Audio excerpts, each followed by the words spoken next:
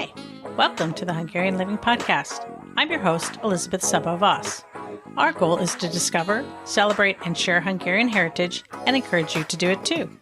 We'll touch on food, travel, history, music, and language, and share stories from our listeners. We're glad you're here. This is a podcast where we'll encourage you to dig deeper to learn about your Hungarian heritage in a variety of ways. We'll have thought-provoking conversations and share resources. So whether you know a little or a lot about being Hungarian, this is the place to be. Hi, thanks for joining me for another episode of the Hungarian Living podcast. I'm Liz, and today I'm talking with Tünde from Tünde's Creations. Tünde lives near me in Bowling Green, Kentucky. Thanks for being here, Tünde. Can you explain a little bit about the work you do? Yes, thank you for having me here. First of all, I make gingerbread cookies. Gingerbread is a very old tradition in Hungary, and these cookies will stay fresh for months and will stay beautiful forever. So in Hungary, a lot of people don't even eat them. They just use it for decoration. And I also started to teach cookie decorating. I wrote a couple of books about it. And I designed cookie cutters for the biggest cookie cutter manufacturer in the US, Anne Clark. Oh, how fun. Okay. So we'll have to make sure we put links to the show notes for those things so that people can see all the things that you get to do. So have you always had this creative side, or is it something that has developed since you were an adult? I've always been creative. I did all kinds of things from pottery to embroidery, glass painting, all kinds of things. And I started decorating gingerbread cookies in 2013. Okay. And when did you come to the U.S.? We first came in 2007 for my husband's job. Okay. So you had been here a while before you branched into the Mézeskalács thing. Okay. And what motivated you to teach others? I just got requests to teach. And somehow it's in me. So I've been always teaching. I was tutoring math when in elementary school. And since age of 15, I've been teaching French classes. and okay. So it just came organically.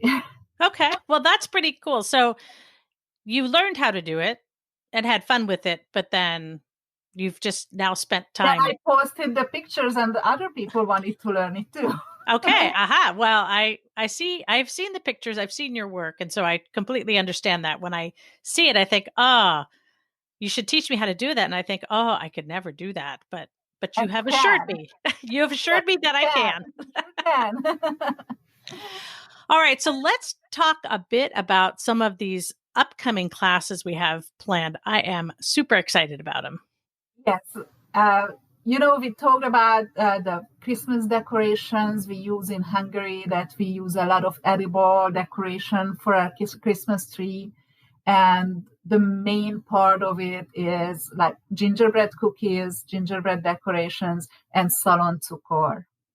And also the third thing that's not as known is Habcsók. It's a meringue circle. And I think that all families have them on their Christmas tree in Hungary.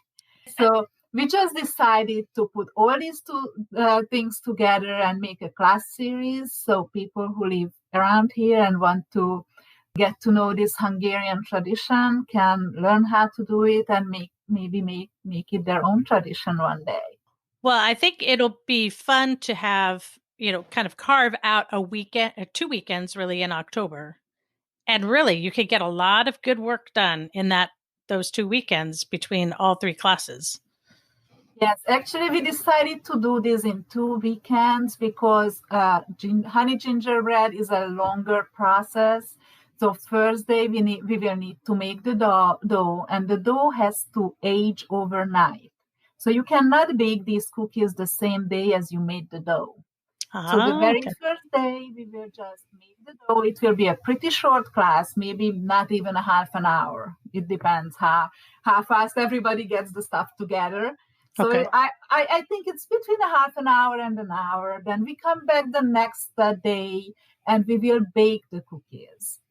And it's good. Honey gingerbread has a property that the honey sucks in the humidity of the air. Okay. So it's a good idea to let your cookies get used to the climate of your room before you start decorating. So we will have a week in between, and the next weekend we will learn how to make the icing, and we will decorate those cookies in 2 days. Okay. So part of the process is really actually giving the cookies time in the atmosphere or in the air of your home so that they last longer once you If your decorate them. room is dry, your cookies will be crunchy.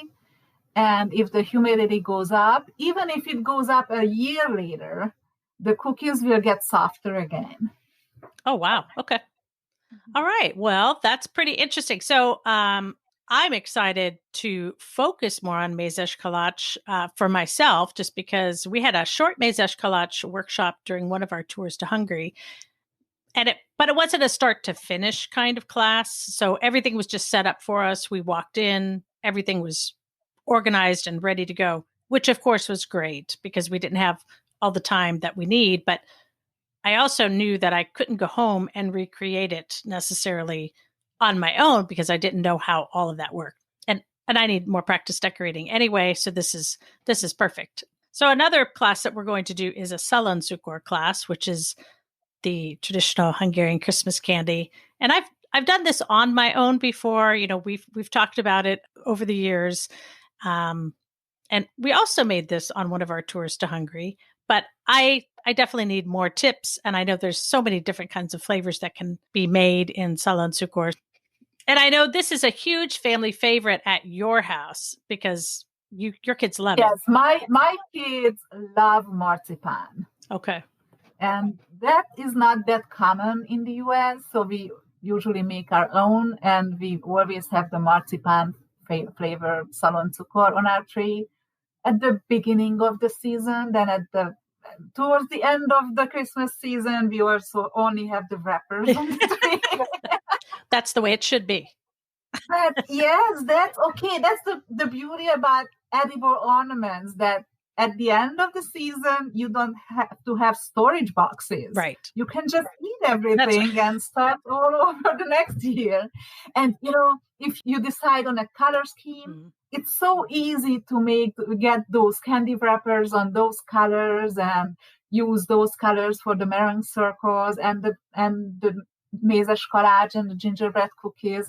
So it's just so easy to get creative with it and do whatever you want. And yes, you don't have to store a whole bunch of Christmas ornaments at the end of it. Well, and then you get better every year. And yes, you do. And this is a wonderful program to do with your kids, or with family, to prepare for Christmas together. And it's not only the Christmas tree decoration. From gingerbread, you can make candle holders, you can make little gift boxes, you can make a centerpiece for your Christmas table. So it's really fun and really nice. Now, the Szaloncukor, it goes back to the 18th century, 19th century, middle of 19th century in Hungary. And the original one is they call it fondant. It's like a sugar filling. And the very first Szaloncukor didn't even have chocolate coating on, just this concentrated sugar filling. And I will be honest with you, I tried to replicate it, but I failed 3 or 4 times. Apparently, powdered sugar in the US has probably too much cornstarch to make that recipe. Oh. And in Europe, we have beet sugar, and here we have cane sugar. And maybe that was one reason of my failure. Sure. So the very traditional, original Szaloncukor recipe is the one we will not make because I couldn't get there. Okay. I didn't give it up completely, but maybe next year. I don't know if I figure out how to go around these things. What we're going to do, there are jelly candies. The filling is like some kind of fruit jelly. Mm-hmm. And then it's covered with chocolate. That's very popular. Then, of course, we will make marzipan. Of course. We should. We have to.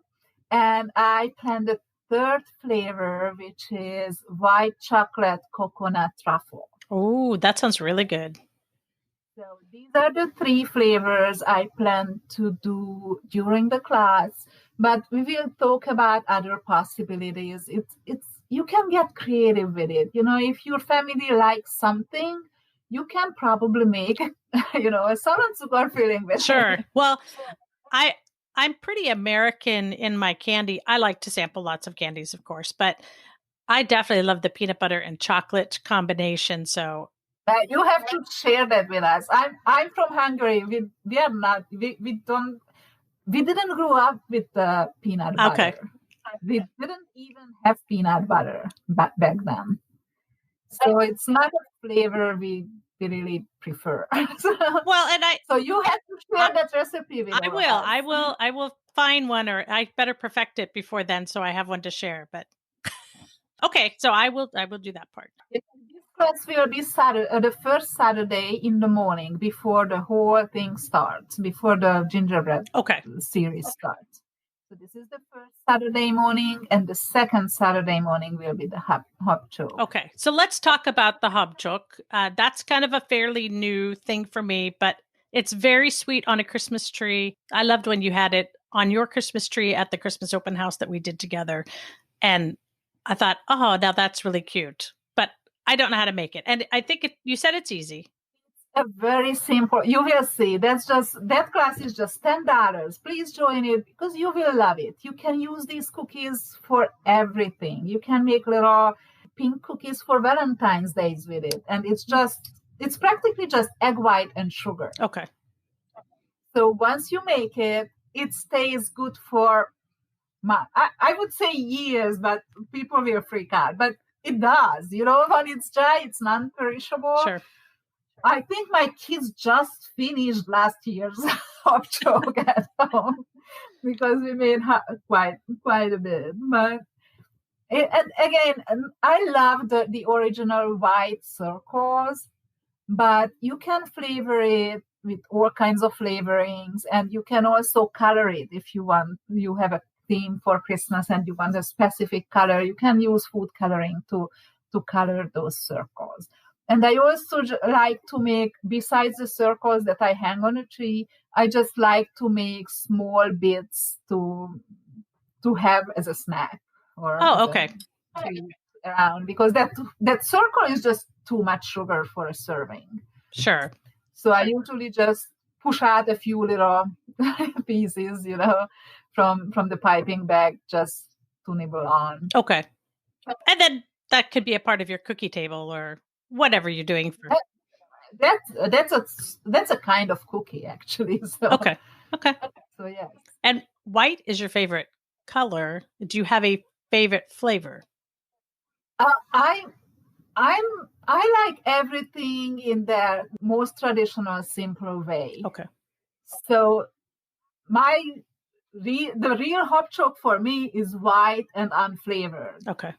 It's made of sugar, so it is totally sweet. Right.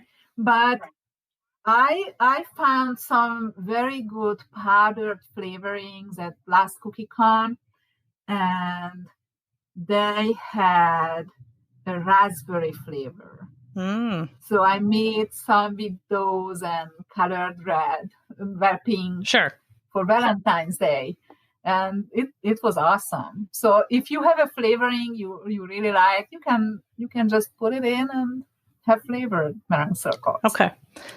So you mentioned CookieCon, and I want you to explain a little bit about what CookieCon is, because I had no idea that there was anything like CookieCon until I met you and you mentioned that you taught at CookieCon. So what is CookieCon? And obviously this year there's different things happening, so probably CookieCon isn't exactly happening. Yes, CookieCon would be right now in Orlando, but it's got canceled, of course. But the last one was in Louisville this spring, and it's the biggest gathering of cookie decorators from around the world. Oh, wow. Last year we had almost 1,000 participants. Okay, so from around the world, really? Yes. Okay. I had people from all over. I had students there from Australia, from Brazil, from all over the place. Okay. So, and then everybody just gets together and decorates cookies or learns how to decorate cookies or... Well, it's getting bigger and bigger and longer, and we have more and more things to do. The core thing is they have about 8 classes at one day, and we have 2 days of classes before the whole thing starts, and that's where I usually teach. It's like 2 extra days of classes, and they have a sugar show. They have a tasting event when everybody can taste 12 different recipes there, and we get the recipes. We really have. Of course, there is a vendor hall, like all conventions you go to. So, and there is more and more fun stuff at CookieCon. Okay, so it's a cookie convention. Yes, it's a cookie convention. Okay, it's so much fun. Okay, well, it sounds like it. When you are together with 1,000 people who love to do the same thing as you do, it's always it's such a happy place. People whose hobby is to make cookies. Can it get any sweeter? Yeah, exactly. They can't be grumpy either. I mean, it's just a fun group. They are not grumpy. No. Well, maybe some of them are at the beginning, but then they adjust. There's a mood. There's a good mood. There was only one thing better than CookieCon when we were at Salt Lake City, and CookieCon and Comic-Con was at the same time. Oh, wow. And Comic-Con people came over to see us. All dressed up. And we knew that it's gonna happen. So the one theme of the sugar show was comics. Oh, fun! So they came over to look at all the comics. That was they were all dressed up. So that was the most fun ever. That's a good idea for them to kind of marry for the moment. Those two areas, because it was by accident, but it was fun. But they took advantage of it and decided to make an opportunity to blend them together, which I think is great. So, okay. So the first 2 weekends in October are full of opportunities to learn how to make wonderful and traditional Hungarian favorites. And it'll be on Zoom, and the classes are interactive, and Tünde, you'll be teaching. So the registration fee, so there's different ones for different classes. The Mézeskalács class is the highest fee, but it's still only $75 per device. And that's because there's 2 weekends involved in that class and lots of hours. And make the most of it. If you sign up for a device, you can invite over your friends and family and make it, a fun weekend together and do it together. Yes. So the whole family can watch. We love using this as a family project for those who could be in the same household, but it is also a family project that can take place across the miles. So 2 sisters can take the class, even though they don't live near each other, but they just have to pay for each device, but they both get the teaching. And then, so it still could be a family project or a cousins together or creatives, sisters. Yes, I taught quite a few classes this way this year, when a family signed up and maybe they logged in from 4 or 5 different states, and this cookie decorating class just brought the family together for that afternoon. So it's a very, very nice hobby, to start or just to try. Right. And people can try it out here. And then when they are able to get together, they can continue on because everybody's been trained and everybody knows how to do it. Thank you, Tünde, for visiting with me today. I look forward to seeing you in the classes and learning from you. Thank you for having me, and I hope to see you all in October. Yes. So be sure to get registered right away. We will have links in the show notes at HungarianLiving.com to each of the classes, as well as to the other things that Tünde mentioned today. We would love to have you join us to learn more about these Hungarian traditions. This is the only opportunity to take part in these classes this year, so carve out a little time to learn these treats, and then you will be all set with recipes, and you will have the experience to go on and make these items anytime you want. Hungarian Living is a division of Magyar Marketing, the Hungarian store, where you can find meaningful gifts with Hungarian style. Check us out at magyarmarketing.com. And special thanks to Stephen Chichek and the Animal Cannibals for the show music. Thanks for listening.